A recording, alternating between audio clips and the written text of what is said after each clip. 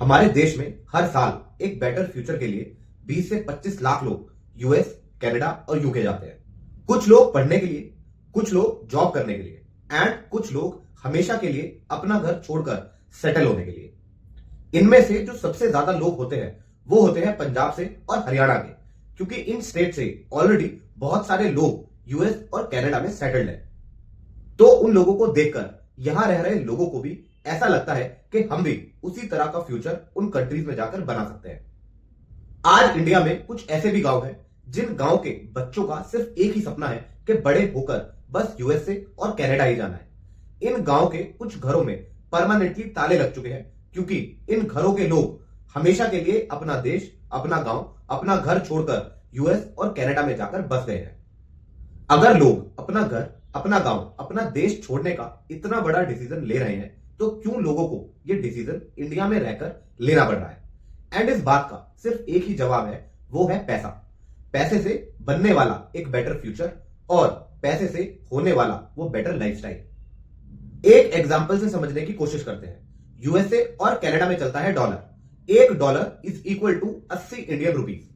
अगर बात करें यूएस और कनाडा की तो वहां पर मोस्टली जॉब पर आर पेबल जॉब होती है। एंड अगर बात करें वहां के टैक्सी ड्राइवर की तो यूएस या कनाडा का टैक्सी ड्राइवर एक दिन में $200 से $300 कमा लेता है। मींस एक दिन में 24,000 से 27,000 के आसपास एक टैक्सी ड्राइवर यूएस या कनाडा में आज कमा रहा है। और महीने की बात करें तो 12,000 से $14,000 के आसपास एक टैक्सी ड्राइवर यूएस या कनाडा में इजिली ऑन एन एवरेज कमा लेता है, जो कि होता है महीने का इंडिया के हिसाब से 8 से 10 लाख रुपए। मतलब साल का 70 से 80 लाख रुपए यूएस या कनाडा में लोग टैक्सी चलाकर कमा रहे हैं, जो पैकेज बहुत सारी इंडियन कंपनीज में आज भी इंडिया में आसानी से नहीं मिलता है। और यह पैसा लोगों को इतना बड़ा दिखता है क्योंकि यह अमाउंट है भी इतना बड़ा कि पंजाब और हरियाणा की स्टेट्स के बहुत से यंगस्टर्स पढ़ाई लिखाई छोड़कर सिर्फ इस बात पर फोकस करते हैं कि कैसे उन्हें यूएस या कनाडा जाना है। चाहे वहां जाकर उन्हें कोई भी जॉब मिले, बट उनकी लाइफ का टारगेट सिर्फ यही होता है कि उन्हें यूएस या कनाडा ही जाना है। और यूएस या कनाडा या इन जैसी कंट्रीज में जाने का एक नॉर्मल प्रोसेस या एक जनरल प्रोसेस होता है वीजा के थ्रू। आप वीजा की एप्लीकेशन फिल करते हैं, आप टाइप ऑफ वीजा के लिए अप्लाई करते हैं, आपका इंटरव्यू शेड्यूल होता है, आप इंटरव्यू देते हैं, इंटरव्यू को क्रॉस करके आप अपने वीजा को अप्रूव करवाकर उन कंट्रीज में जाते हैं। पर इंडिया से यूएस और कनाडा जाने वाले इतने ज्यादा लोग हैं कि पंजाब और हरियाणा की स्टेट में लोगों को यूएस और कनाडा भेजना एक प्रोफेशनल और ऑफिशियल बिजनेस बन चुका है। आप जब भी पंजाब या हरियाणा जाएंगे, आपको 1 किलोमीटर की रेंज में 100 से भी ज्यादा इंस्टीट्यूट ऐसे मिल जाएंगे जिनके बोर्ड पर यह लिखा होगा कि हम आपको यूएस और कनाडा भेजते हैं। वो इंस्टीट्यूट लोगों को लीगली और इलीगली यूएस और कनाडा भेजने का बिजनेस करते हैं।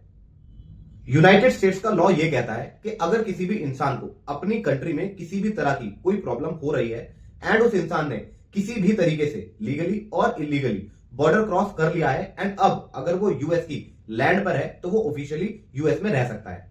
बस उस इंसान को एक प्रोसेस के थ्रू लीगल डॉक्यूमेंट्स अप्रूव करवाने पड़ते हैं, जिस प्रोसेस को बोला जाता है asylum process. US asylum process के अकॉर्डिंग अगर आपको अपनी कंट्री में किसी भी तरह का कोई डेंजर है या फिर किसी भी तरह की इनसिक्योरिटीज है एंड आप इन चीजों के चलते अपनी कंट्री को छोड़कर ऑलरेडी यूएस में आ गए हैं, तो आप यूएस में 1 साल के अंदर अंदर असाइलम प्रोसेस के थ्रू एक लीगल डॉक्यूमेंट ले सकते हैं एंड लीगली यूएस में परमानेंटली रह सकते हैं। तो दोस्तों, अभी तक ये एक ब्रीफ था जिससे कि आपको आगे की कहानी समझ आ पाए, जो कि हम आपको सुनाने वाले हैं, जिसमें आपको पता चलेगा कि कैसे इंडिया से यूएस और कनाडा जाने के चक्कर में लोग अपनी जान तक गंवा रहे हैं। जो कहानी हम आपको सुनाने वाले हैं ये एक फिक्शनल कहानी है, मतलब एक बनाई हुई कहानी है जो कि रियल लाइफ इंसिडेंट्स को जोड़कर बनाई है। ये कहानी हमें इसलिए बनानी पड़ी है कि हम आपको पूरा प्रोसेस एंड उस प्रोसेस की पूरी डिटेल्स अच्छे से समझा पाए। पंजाब में एक गांव है मानसा, जिस गांव से पिछले कुछ सालों में 50 के आसपास बच्चे अपना गांव छोड़कर यूएस और कनाडा जाकर सेटल हो गए हैं। एंड उसी गांव के कुछ और बच्चे जब उन लोगों की लाइफस्टाइल देखते हैं एंड यहां पर इंडिया में उनकी फैमिली की लाइफस्टाइल देखते हैं, तो उस गांव के, मानसा गांव के कुछ और बच्चे यूएस और कनाडा जाने का सपना देखने लगते हैं। मानसा गांव के उन्हीं सपना देख रहे लोगों में से 3 बच्चे थे जिनका नाम था मिंटू, सोनू एंड सरबजीत। ये बच्चे भी अपना देश छोड़कर यूएस और कनाडा जाने का सपना देख रहे थे। मिंटू एंड सोनू सगे भाई थे एंड सरबजीत उसी गांव का एक और लड़का। इन तीनों ने प्लान करा 2019 में कि अपने देश को छोड़कर अब ये यूएस और कनाडा जाकर सेटल होंगे। मिंटू, सोनू और सरबजीत तीनों 2019 में यूएस जाने की तैयारी शुरू करते हैं एंड इस प्रोसेस का सबसे पहला स्टेप होता है एजेंट्स जो हरियाणा और पंजाब से लोगों को लीगली और इलीगली यूएस और कनाडा भेज रहे हैं। मिंटू एंड सोनू क्योंकि ये सगे भाई थे तो इन दोनों ने अपना एजेंट अलग चूज करा एंड सरबजीत ने अपना एजेंट अलग चूज करा। दोनों ही एजेंट्स स्टार्टिंग में 50,000 रुपए की डिमांड करते हैं और मिंटू एंड सोनू और सरबजीत का वीजा प्रोसेस स्टार्ट कर देते हैं। अगले कुछ ही दिनों बाद सरबजीत का वीजा अप्रूव हो जाता है एंड सरबजीत अपनी बची हुई 8 से 10 लाख रुपए की पेमेंट देकर कुछ ही दिनों बाद यूएस के लिए निकल जाता है। पर मिंटू और सोनू का एजेंट उन लोगों से बोलता है कि आप लोगों का वीजा कैंसिल हो चुका है एंड आप लोग यूएस नहीं जा सकते हैं। जिसके बाद मिंटू एंड सोनू पूरी तरीके से निराश हो जाते हैं क्योंकि इन दोनों का लाइफ का टारगेट ही था कि इन्हें यूएस या कनाडा में जाकर सेटल होना है। पर कुछ ही दिनों के बाद मिंटू एंड सोनू के एजेंट का कॉल फिर से आता है एंड वो एजेंट इन लोगों से बोलता है कि यूएस जाने का एक और प्रोसेस है बट उस प्रोसेस में पैसे थोड़े ज्यादा लगेंगे क्योंकि आपका वीजा कैंसिल हो चुका है, इसलिए आप डायरेक्टली यूएस नहीं जा सकते, तो आपको दूसरी कंट्रीज के थ्रू यूएस भेजना पड़ेगा। और वो एजेंट डिमांड करता है 35 लाख रुपए की पर हेड। 35 लाख रुपए मिंटू के लिए एंड 35 लाख रुपए सोनू के लिए। ये अमाउंट सुनकर मिंटू एंड सोनू की कैलकुलेशन स्टार्ट हो जाती है एंड उनकी कैलकुलेशन के अकॉर्डिंग यूएस जाते ही उनकी नौकरी लग जाने वाली थी एंड नौकरी लगते ही ये 30, 40, 50 लाख रुपए का अमाउंट तो वो पहले ही साल अपनी फैमिलीज को वापस करने वाले थे एंड यही कैलकुलेशन वो शेयर करते हैं अपनी फैमिलीज के साथ एंड उनके फादर जो कि एक मामूली किसान थे अपने बच्चों का सपना पूरा करने के लिए अपनी पुश्तैनी जमीन गिरवी रखते हैं, अपना घर गिरवी रखते हैं एंड कुछ पैसे उधार लेकर मिंटू एंड सोनू के एजेंट्स को देते हैं। पैसे मिलते ही मिंटू एंड सोनू का एजेंट अब इन दोनों को इलीगली यूएस बॉर्डर क्रॉस करवाने का प्रोसेस स्टार्ट करता है और इस प्रोसेस को बोला जाता है डोंकी प्रोसेस, जो कि एक बहुत ही फेमस नाम है आज पंजाब और हरियाणा में। एंड यही प्रोसेस एक रीजन भी है आज की ये वीडियो बनाने का, जिससे कि हम लोगों को इस प्रोसेस के बारे में डिटेल में समझा सके एंड लोगों से रिक्वेस्ट कर सके कि लोग इस प्रोसेस को पूरी तरीके से अवॉइड करें। जब तक मिंटू एंड सोनू का ये डोंकी प्रोसेस स्टार्ट होता है एंड इन दोनों को इंडिया छोड़ना होता है, तब तक इन दोनों का एजेंट इनकी फैमिली से 50 लाख का अमाउंट ले चुका होता है। 50 lakh for Mintu and 50 lakh for Sonu. और अब शुरू होता है ये donkey process. Mintu and Sonu को दिल्ली एयरपोर्ट जाकर ही पता चलता है कि सिर्फ ये दो लोग नहीं है जो कि इनके एजेंट के थ्रू आज डोंकी प्रोसेस से यूएस जा रहे हैं। दिल्ली एयरपोर्ट पर इन्हें 8 और लोग मिलते हैं जो इनके एजेंट के थ्रू उस डोंकी प्रोसेस से यूएस जा रहे थे, जिनमें से 3 पंजाब से, 3 हरियाणा से और 2 यूपी से थे। इन सब लोगों से यह बोला जाता है कि उन्हें टेंशन लेने की कोई भी जरूरत नहीं है, सारा अरेंजमेंट ऑलरेडी हो चुका है एंड अगले कुछ ही दिनों में वो सभी लोग यूएस के अंदर होंगे। इन लोगों की डायरेक्टली यूएस के लिए फ्लाइट नहीं कराई जा सकती थी क्योंकि इन लोगों का वीजा अप्रूव नहीं हुआ था, तो इन लोगों की दिल्ली से फ्लाइट कराई जाती है साउथ अमेरिका की एक कंट्री एक्वाडोर के लिए एंड वहां से इन लोगों को बोट्स के थ्रू कोलंबिया लेके जाया जाता है। कोलंबिया जाके इन्हें पता चलता है कि वहां पर ऑलरेडी 500 से भी ज्यादा लोग वेट कर रहे हैं जो इसी डोंकी प्रोसेस के थ्रू यूएस बॉर्डर क्रॉस करने वाले हैं एंड उन लोगों में से 60% पॉपुलेशन सिर्फ पंजाब और हरियाणा से थी। और अब मिंटू, सोनू एंड उनके साथ और 8 लोग जाकर उस भीड़ में मिल जाते हैं एंड वहां उन्हें पता चलता है कि हर एजेंट के थ्रू कोई स्पेसिफिक ग्रुप्स आ रखे हैं जो इस डोंकी प्रोसेस से यूएस बॉर्डर क्रॉस करेंगे। उन एजेंट्स ने यहां पर हर एक ग्रुप के लिए एक डोंकर का अरेंजमेंट करा हुआ था। डोंकर एक पर्सन होता है जो वहां का लोकल पर्सन होता है जो उस ग्रुप को हेल्प करता है बेसिक सर्विसेज और बेसिक हेल्प में। एंड इन सभी बेसिक सर्विसेज के लिए आपका इनिशियल एजेंट आगे पैसे पे करता है जिससे कि आपके भेजे हुए ग्रुप को किसी भी तरह की कोई भी प्रॉब्लम ना हो एंड उन्हें सेफली यूएस बॉर्डर क्रॉस करवाया जा सके। जब सभी एजेंट्स के सारे लोग एंड सारे ग्रुप्स कोलंबिया पहुंच जाते हैं तो ये सभी लोग कोलंबिया से कोस्टा रिका के लिए निकलते हैं, जो जर्नी इन सभी ग्रुप्स को पैदल ही करनी पड़ती है। एंड कोस्टा रिका पहुंचने में इन सभी लोगों को 14 से 15 दिन का टाइम लगता है। कोस्टा रिका से निराकुआ, निराकुआ से मैक्सिको एंड मैक्सिको से पनामा जंगल होते हुए इन्हें यूएस बॉर्डर क्रॉस करना होता है। इस जर्नी में मिंटू एंड सोनू ने कुछ ऐसे एक्सपीरियंसेस करे जिनसे उनका अमेरिकन ड्रीम एक नाइटमेयर में बदल गया। उनके अकॉर्डिंग दिल्ली से निकलते ही उनकी पूरी लाइफ सिर्फ लक पर चलती है। कोई भी एजेंट, कोई भी कंपनी ये 100% गारंटी नहीं दे सकती है कि वो आपको जिंदा महफूज यूएस बॉर्डर क्रॉस करवाएंगे। पनामा जंगल क्रॉस करते हुए सोनू ने नोटिस करा कि कुछ इंडियंस एंड कुछ डोंकर्स के बीच में कुछ आर्ग्यूमेंट हो रही है। जब वहां जाकर उन लोगों ने बात को समझा तो उन्हें समझ आया कि जिस ग्रुप में और डोंकर्स के बीच जो आर्ग्यूमेंट हो रही है उसका रीजन है कि उस ग्रुप के एजेंट ने आगे डोंकर को पूरे पैसे नहीं दिए हैं, जिसकी वजह से वो डोंकर उस ग्रुप को रास्ते में ही छोड़कर वापस जा रहे थे।